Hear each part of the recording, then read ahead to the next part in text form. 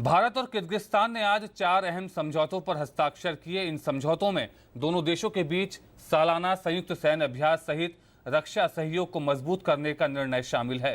मध्य Asia और रूस की यात्रा के दौरान प्रधानमंत्री नरेंद्र मोदी ने बिश्केक में किर्गिज नेतृत्व से बातचीत के दौरान आतंकवाद और उग्रवाद को बिना सरहदों वाला खतरा बताते हुए इसके खिलाफ लड़ने की जरूरत पर बल दिया। किर्गिस्तान की राजधानी बिश्केक में भारत और किर्गिस्तान के बीच 4 अहम समझौतों पर हस्ताक्षर हुए। प्रधानमंत्री नरेंद्र मोदी ने मध्य एशिया में किर्गिस्तान को अपना अहम सहयोगी बताते हुए कहा कि दोनों ही देश मिलकर एक शांत और समृद्ध मध्य एशिया बनाने में अपनी एक खास भूमिका निभा सकते हैं। About strengthening our relations in trade, investment, tourism, culture and human resource development. I welcome the agreements of standards and on culture today.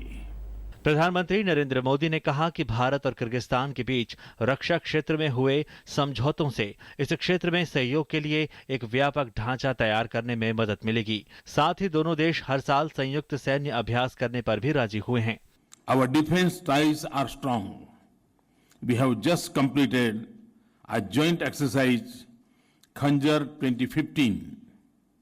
We have decided to hold joint military exercise on an annual basis.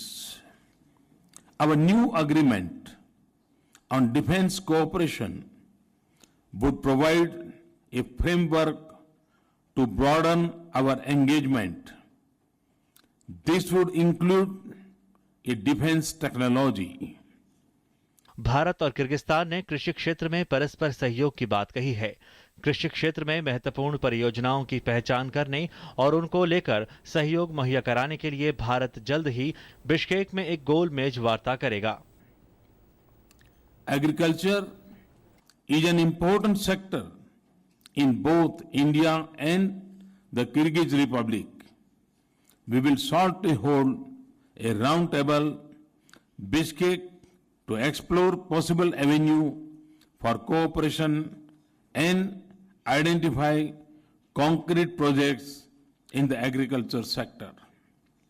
प्रधानमंत्री ने संयुक्त राष्ट्र सुरक्षा परिषद में भारत की स्थायी सदस्यता का समर्थन करने के लिए किर्गिस्तान को धन्यवाद दिया। साथ ही उन्होंने संयुक्त राष्ट्र शांति मिशन में किर्गिस्तान की प्रतिबद्धता की भी सराहना की।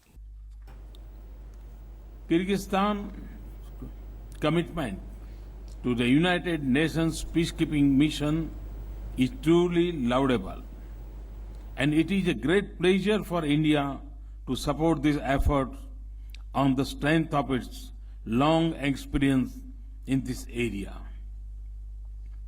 I will have the pleasure of handing over a small contribution of field medical equipment to Kyrgyz armed forces. प्रधानमंत्री की किर्गिस्तान यात्रा दोनों ही मुल्कों के बीच आपसी सहयोग बढ़ाने और संबंधों को नई ऊंचाई देने वाला साबित होगा। राहुल गुप्ता के साथ सुधीर यादव की report, Bishkek, Kyrgyzstan, DD news.